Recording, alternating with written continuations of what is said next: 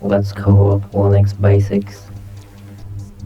ls list files, cd changes directory, pwd prints present working directory, mkdir makes folders, clear screen. Touch can be used to make a file.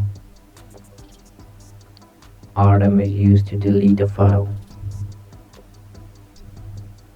rm-r is used to delete a folder. mv can be used to rename a file. Top is used to see the current processes. Ping is used to check your internet connectivity. You can ping Google to check its connectivity. Echo is used to print on the terminal.